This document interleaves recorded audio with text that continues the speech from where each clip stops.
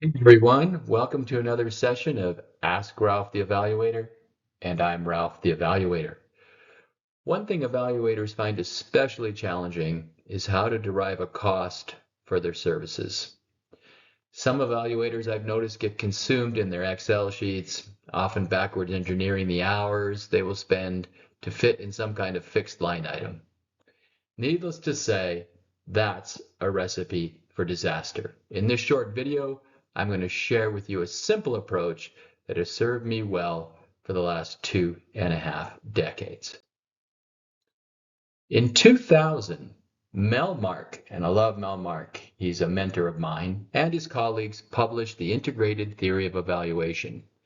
Now, before your eyes glaze over, remember, as Carol Weiss once said, and Carol Weiss, one of my favorite evaluators of all time, there's nothing so practical as a good theory. The problem is many theories, including those in evaluation, are shit, made by academics for academics. The integrated theory of evaluation guides evaluators in covering 4 purposes that they may confront when dealing with clients. The term integrated is key because, as you will see shortly, not all the evaluation purposes are actually what I would classify as evaluation, but in practice they're often lumped together and called evaluation. You need to be able to differentiate between these evaluation purposes because each purpose has specific methods with which it's associated. And if you can identify the methods, you can better estimate the evaluation cost. So the first evaluation purpose is oversight and compliance. It's what many would call monitoring.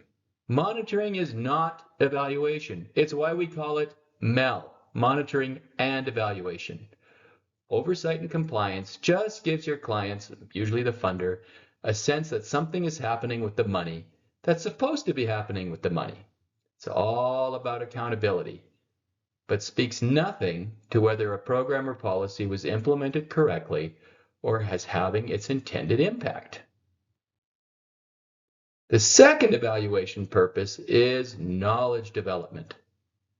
Look, this is basically research. Research is not evaluation, but the ongoing confusion between the two has been a source of frustration for me for most of my career. If it were up to me, every evaluation association would cut its tie with researchers. Don't get me wrong, research is incredibly important, and the methods like RCTs are critical in ensuring the knowledge is valid and reliable. But people, there comes a point where you want to apply that knowledge. You want to bring it to the masses in the form of programs and policies to do good. At that point, it no longer makes sense to insist on using experimental and quasi-experimental designs. Replicating what we already know is wasting taxpayer money. And don't even get me started on the stupidity of evidence-based programs. The point should not be to try and implement a program or policy exactly the same way in every setting. Common sense says that's impossible. The point should be to switch focus on understanding how the program or policy can be adapted to novel contexts, while still achieving the outcomes it demonstrated under a controlled setting. And then there's the whole ethical problem. You're telling me that you are confident enough to apply your knowledge by developing a program or policy to deliver that knowledge to the masses, but you want to withhold the benefits in the form of a control group when you do that. The research mindset is killing evaluation. The third purpose is program improvement. The focus of program improvement is on implementation. It also goes by many similar names such as process evaluation, formative evaluation, and quality improvement. You can use a variety of qualitative methods, interviews, quantitative methods, Likert questionnaires, secondary data sets. The focus here, unlike research, is to provide near real-time data to make cost-effective mid-course corrections to improve program, policy, or implementation. The final purpose is merit and worth. This is really the holy grail in evaluation. We care most about what difference a program or policy is making to those it touches. If the program or policy is being implemented as planned, but you aren't getting the expected outcome, then attention needs to be directed at the fundamental assumptions underpinning that program or policy. Once again, mixed methods can be used to establish the impact of a program or policy.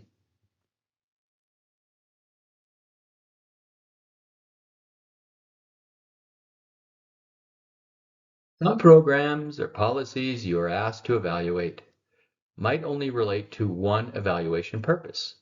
For example, monitoring development projects, or perhaps running a small pilot to test the feasibility of implementing a program or policy. But in my experience, most often multiple purposes are germane to the evaluation. It's not uncommon for an evaluation to require a process and an outcome evaluation, and then embed a small research question as well. The point is that you need to systematically explore the extent to which each purpose is germane to your evaluation.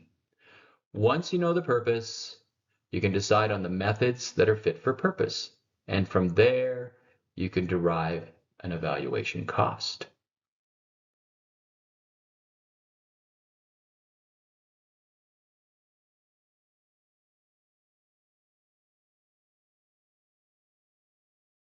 If you found that informative, focusing in on those different evaluation purposes and how that helps you understand the methods that you need, and then that can help derive the cost.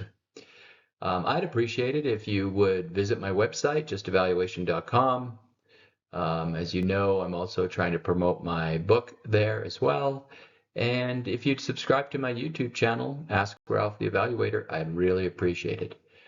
Thanks a lot, and please send me your feedback.